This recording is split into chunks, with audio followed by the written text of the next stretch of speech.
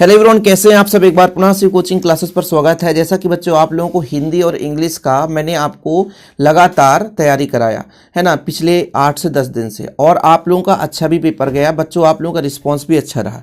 और फिजिक्स की तैयारी चालू हो चुकी है और लगातार अभी वीडियो 12 बजे रात तक आते रहेंगे। लेकिन अर्थशास्त्र का यहाँ पर मैं क्वेश्चन प्रोवाइड कर रहा हूँ, इसे समझा तो नहीं सकता बच्चों, लेकिन ये भी यहाँ पे क्वेश्चन प्रोवाइड कर रहा हूँ। और आप लोग कहोगे तो क्वेश्चन आंसर बाद में मैं ला भी दूंगा कि इसका आंसर भी प्रोवाइड करिए, लेकिन फिलहाल बच्चों भी प्रश्न दे रहा हूं। इसमें ऐसे 60 से 65 क्वेश्चन है जिसे आपको तैयार करना ही करना है। और बच्चों फिजिक्स वाले बच्चे बिल्कुल पढ़ते रहे, उनको मैं सिलेबस कराऊंगा, बिल्कुल निश्चिंत रहें। चलिए शुरू करते हैं। इसको मैं टेलीग्राम में भी शेयर कर दूंगा कुछ देर बाद, लेकिन अभी प्रश्न जरूर देख लेना। अर्थव्यवस्था की केंद्रीय समस्या क्या है? उच्चतम निर्धारित कीमत किसे कहते हैं? अगला प्रश्न बच्चों, केंद्रीकृत योजनाबद्ध अर्थव्यवस्था तथा बाजार अर्थव्यवस्था में कोई दो अंतर लिखिए। अदृश्य हाथ किसे कहते हैं? निम्न स्तरीय वस्तु क्या है? निम्न स्तरीय वस्तु क्या है? उदाहरण दीजिए। बाजार संतुलन कीमत किसे कहते हैं? समझाइए। बाजार संतुलन कीमत किसे कहते हैं? समझाइए। पूर्ति की कीमत लोच क्या है बच्चों? श्रम का सीमांत संप्रप्ति उत्पाद किसे कहते हैं? ठीक, तो यहां पर आपका संप्राप्ति है बच्चों, ठीक है। सीमांत संप्राप्ति उत्पाद किसे कहते हैं? दीर्घकाल में एक फर्म का पूर्ति वक्र क्या होता है? उपयोग वस्तु किसे कहते हैं? ठीक है, उपयोगी वस्तु किसे कहते हैं? बाजार संतुलन कीमत की विवेचना कीजिए। बाजार संतुलन कीमत की विवेचना कीजिए। आप लोग थोड़ा सा वीडियो को रोकिए और क्वेश्चन जरूर लिख लीजिए। पूंजीगत वस्तुएं किसे कहते हैं? पूंजीगत वस्तुएं किसे कहते हैं? निम्नतम निर्धारित कीमत क्या है? उदाहरण दीजिए। ऐसे छोटे छोटे क्वेश्चन पूछा जाता है। वैयक्तिक आय क्या है बच्चों? वैयक्तिक आय क्या है? औसत आय क्या है? सूत्र लिखिए। औसत आय किसे कहते हैं? सूत्र लिखिए। आगे देखिए, निवल राष्ट्रीय उत्पाद किसे कहते हैं? ठीक है, निवल राष्ट्रीय उत्पाद किसे कहते हैं? फिर इसके बाद बच्चों अल्पाधिकार है, यहां पर लिखिएगा अल्पाधिकार। ठीक है, अल्पाधिकार से क्या आशा है? SRL किसे कहते हैं बच्चों? SRL इसका फुल फॉर्म लिखिए और किसे कहते हैं समझाइए। समष्टि आर्थिक विश्लेषण किसे कहते हैं?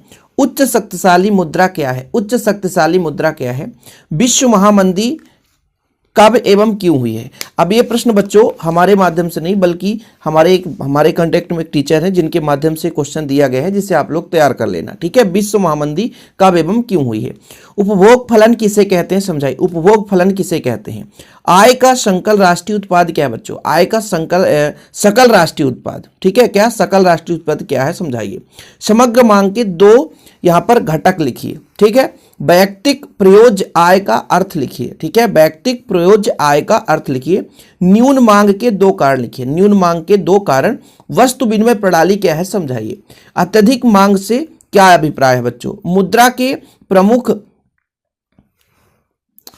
यहां पर थोड़ा सा कार्य देखिएगा, वही तो मैं थोड़ा सा देखिए। मुद्रा के प्रमुख कार्य क्या क्या है?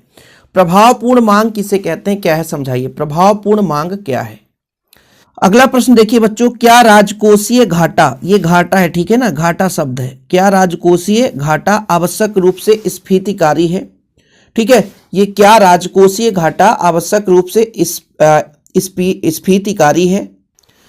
इसके बाद अगला है, सेटरिस परिवस की मान्यता किसे है? ठीक है, ये क्वेश्चन बच्चों पारिवस है। सेटरिस पारिवस। ठीक है, क्या? पारिवस, ये आपका पारिवस है। सेटरिस पारिवस की मान्यता किसे है? बजट क्या है? बाजार अर्थव्यवस्था किसे कहते हैं? खुली अर्थव्यवस्था किसे कहते हैं? सकारात्मक आर्थिक विश्लेषण किसे कहते हैं?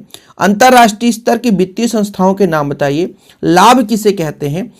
ठीक है, यहां पर देखिए व्यष्टि अर्थशास्त्र, व्यष्टि, ठीक है बच्चों, व्यष्टि है। ठीक है, ये व्यष्टि है, यहां पर लिख देता हूं, नहीं तो आप लोग कंफ्यूज हो जाओ। ये व्यष्टि अर्थशास्त्र तथा समष्टि अर्थशास्त्र में अंतर।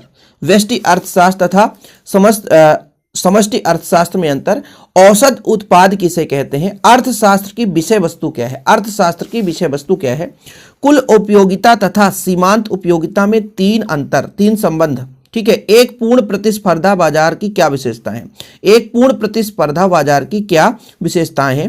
पूर्णतः लोचदार मांग एवं पूर्णतः बेलोचदार मांग को संक्षेप में समझाइए। वस्तु की पूर्ति को प्रभावित करने वाले तत्वों को लिखिए। वस्तु की पूर्ति को प्रभावित करने वाले तत्वों के नाम। आगे देखिए बच्चों, अगला प्रश्न है, लाभ अधिकतमीकरण की 3 शर्तें लिखिए। लाभ अधिकतमीकरण की 3 शर्तें लिखिए। समग्र मांग क्या है, प्रमुख अवयव लिखिए। भारतीय रिजर्व बैंक की किस भूमिका को अंतिम ऋणदाता कहा जाता है।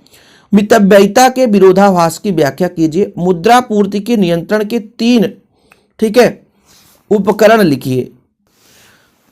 3 नीतिगत है बच्चों, ठीक है। मुद्रा पूर्ति के नियंत्रण के 3 नीतिगत उपकरण लिखिए। सरकारी बजट के उद्देश्य क्या है लिखिए, ठीक है, सरकारी बजट के उद्देश्य। इसके बाद अगला है स्थानापन्न वस्तुएं तथा पूरक वस्तुओं में अंतर। स्थानापन्न वस्तु तथा पूरक वस्तुओं में अंतर। मांग वक्र एवं मांग का नियम क्या है समझाइए। किसी वस्तु की मांग को प्रभावित करने वाले 3 कारक लिखिए, ठीक है। इसके बाद अनाधिमान वक्रों की प्रमुख विशेषताएं लिखिए। कुल परिवर्ती लागत और कुल स्थिर लागत में 4 अंतर लिखना है। लागत फलन की संकल्पनाओं को संक्षिप्त में लिखिए। राजस्व व्यय एवं पूंजीगत व्यय की विशेष भेद लिखिए। सरकारी वस्तु सरकार के द्वारा ही प्रदान की जानी चाहिए, क्यों। आगे देखिए, घाटे के बजट से क्या अभिप्राय है, इसके प्रकार को संक्षिप्त व्याख्या करिए, ठीक है। आगे देखिए बच्चों, हमारा 61 नंबर का है, लागत वक्र यू आकार के क्यों होते हैं। व्यापार संतुलन एवं भुगतान संतुलन में 4 अंतर लिखिए। राष्ट्रीय आय की गणना की प्रमुख विधियां लिखिए। स्थिर विनिमय दर के 2 गुण एवं 2 दोष संक्षिप्त में लिखिए। उत्पादन के प्रमुख कारक कौन कौन से हैं और इनमें से प्रत्येक के पारिश्रमिक को क्या कहते हैं समझाइए। एक वस्तु की मांग पर विचार करें। 15 रुपए की कीमत पर इस वस्तु को 15 इकाइयों की मांग है। मान लीजिए कि वस्तु की कीमत बढ़कर यहाँ पर 7 रुपए हो जाती है, तो कीमत लोच की गणना करना है, ठीक है। ये आपका देखिए बच्चों, मुद्रा की मांग एवं पूर्ति को समझाइए। मांग के नियम का सचित्र व्याख्या संक्षिप्त में लिखिए। रिजर्व बैंक की प्रमुख कार्य बताइए। बाकी बच्चों यहाँ पर थोड़ा सा ऐसे भी आ जाता है कि एक बाजार में केवल 2 उपभोक्ता है। मान लीजिए वस्तु के लिए उनकी मांग इस प्रकार है ना, वो आपका बाजार मांग की गणना करने के लिए आता है, तो उस पर थोड़ा सा आप लोग देख लेना। तो ये सारे प्रश्न टेलीग्राम में भी शेयर कर दूंगा, और हमारे चैनल में पहली बार आए चैनल को सब्सक्राइब कर लें। अदर सब्जेक्ट में भी आपको हेल्प मिलेगा बच्चों। हिंदी मीडियम का वैसे स्पेशल हम आपको प्रोवाइड करते रहते हैं। जो भी डाउट हो आप लोग जरूर बताइएगा। फिलहाल आज के लिए इतना ही। जय हिंद, वंदे मातरम।